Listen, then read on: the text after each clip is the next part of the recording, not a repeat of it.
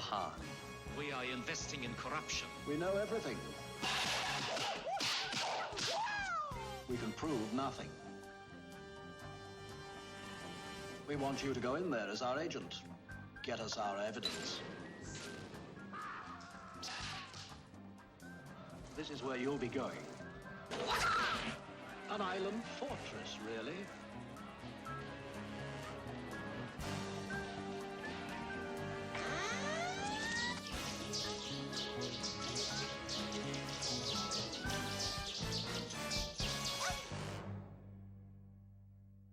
Sterling Silliphant called me up one day and she says, Have you met, you know Bruce Lee? I said, who? No, I don't know Bruce. Well, he's the greatest there is. Absolutely greatest instructor. He's brilliant. You got to meet him. I said, oh, well, yeah, sure, okay, I'll meet him, you know. We were just getting started and having been executives at Warner Brothers, and Sterling Silliphant and James Coburn came to us with a script called The Silent Flute that Sterling had written for Bruce to star in. And then Bruce and I became great friends. I mean, we went out, we went to dinner, we talked about martial arts. He showed me some of the films, and I got very interested in the Chinese fighting thing, which never came over to America. And we couldn't get anybody who weren't as interested in doing it. Nobody was interested, really, in a Chinese lead. And he was really anxious to become an American television star. He wanted to be a star. I mean, he was just driven to that stardom. I said, there is no way, Bruce, that you're going to ever get to really be seen here in America unless you have a piece of film. And it's not just the Green Hornet, that's television.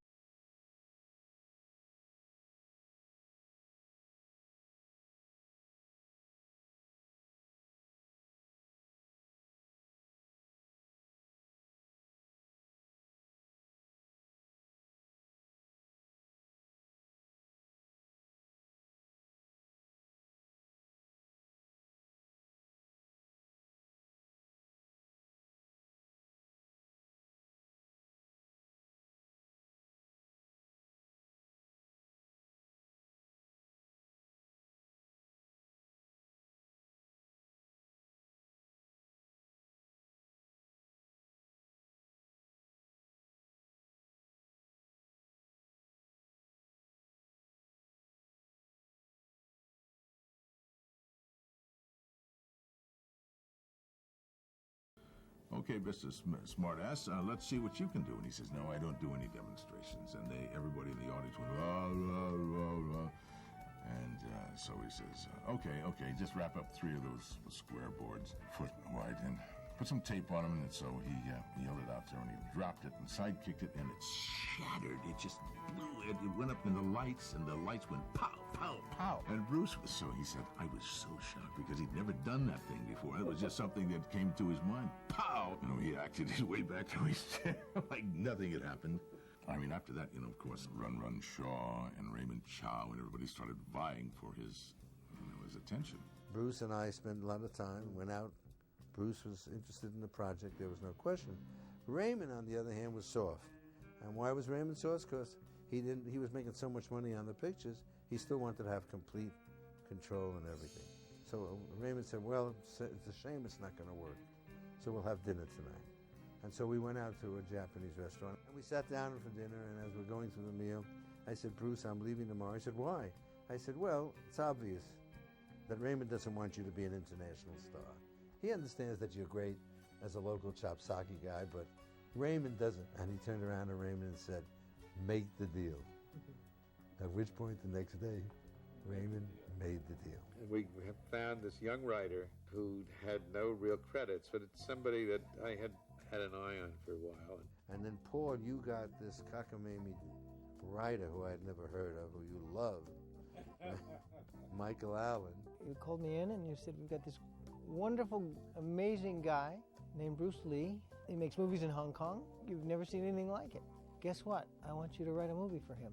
And he came up and he turned out a wonderful first draft. It was wonderful because I didn't know anything about martial arts. I didn't know anything about Hong Kong, and I was learning along the way. We really blocked it out. It was so exciting, and I'll tell you the kind of energy we had on it. We did the first draft of the screenplay in 3 weeks. which is unheard of. It happened so quickly because I think that Bruce was getting so hot. And he'd gone back to Hong Kong, I think, in '71, and virtually in less than a year, he couldn't walk down the street. He was a major Asian star in Hong Kong. He knew that if he kept making Chinese chopsakis, he'd stay in China the rest of his life. And he was anxious to show Coburn and McQueen and all the rest that he was an international, star. We wanted to present him as this incredible force of nature. It was designed and executed for a particular star in a genre. And it had a real purity in that sense. But he needed to be one of three. He needed to be the coolest of three heroes. And we worked very hard, consciously creating an international kind of movie that would present Bruce properly. Well, when we got started, and there was very little time to do all these things, and the script had been sort of roughed in, and we knew a little bit about what we needed, we really needed to get some sets built if we were going to ever make the schedule.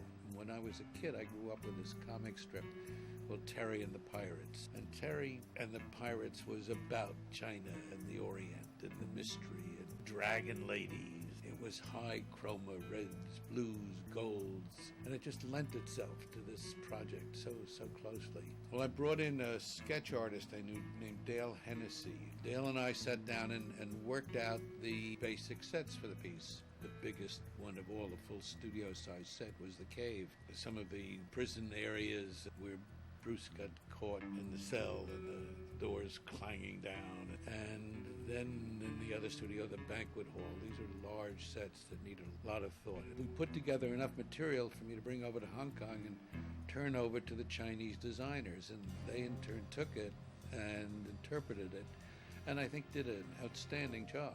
I think what Bob Klaus, the director, and I tried to do was to take the magical element of Hong Kong and bring a photographic style to that.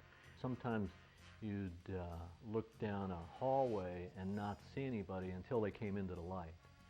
And I remember Bob was very insistent that he wanted it to be absolute black and then come into the light. And lighting-wise, that's kind of a challenge. Rather than light the whole cave, we used pools of lighting to try to make it very dramatic. We used smoke to sort of haze it out. Bob did this very neat shot from up above, and looking at it, it was kind of blah. It was just a bunch of people walking around down there. So someone had the idea to get like 100 bird cages. So we'd shoot through the bird cages, so you couldn't really see what was going on. You didn't really know who these people were, what was going to happen. So what we try to do, lighting-wise, is to add to that, to make it dramatic, to make it exotic.